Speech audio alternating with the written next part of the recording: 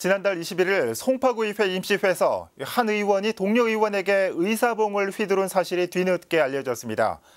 결국 경찰 수사로까지 이어지게 됐는데요. 자세한 내용을 취재기자 전화 연결해서 살펴보겠습니다. 태윤영 기자.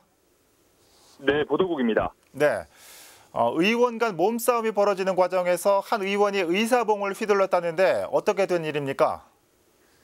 네, 사건은 지난달 21일 열린 제262회 송파구의회 임시회 2차 본회의에서 벌어졌습니다. 예. 더불어민주당 김장원 의원은 자유한국당 이배철 의원이 자신을 의사봉으로 때렸다고 주장하고 있습니다. 의장 직권으로 상정된 일부 안건으로 자유한국당 의원들이 반발하며 여야 간 소동이 벌어졌는데 그 과정에서 이배철 의원이 자신의 왼쪽 팔꿈치 등을 의사봉으로 쳤다는 겁니다. 하지만 이배철 의원은 즉각 반발했는데요. 의사봉을 휘두른 것은 맞지만 흉내만 냈을 뿐 직접 때리진 않았다고 밝혔습니다. 또 김 의원이 되려 현수막을 빼앗고 부의장에게 욕설을 했다고 주장했습니다. 결국 이 사건으로 김장원 의원은 지난달 27일 이배철 의원을 특수폭행 혐의로 처벌해달라며 경찰에 고소장을 제출했습니다. 이배철 의원도 폭행 혐의로 맞고소하겠다며 강경하게 나서고 있는 상황입니다. 구의원들의 몸싸움이 경찰 수사로까지 비화되는 모습입니다. 이 사건의 발단은 어떻게 됩니까? 네, 더불어민주당 소속 이성자 송파구의 의장이 한 안건을 본회의 전날 의장 직권으로 상정하면서 여야 갈등이 격화된 것으로 알려졌습니다.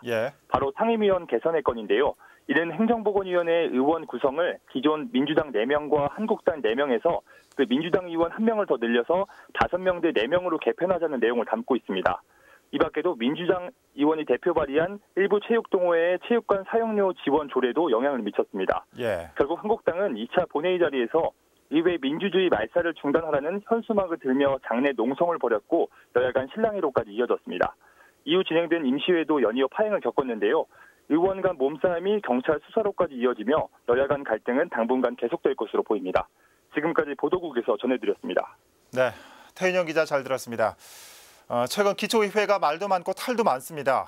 이 폭행 시비로 갈등이 깊어지고 있는 송파구의회 상황 살펴봤습니다.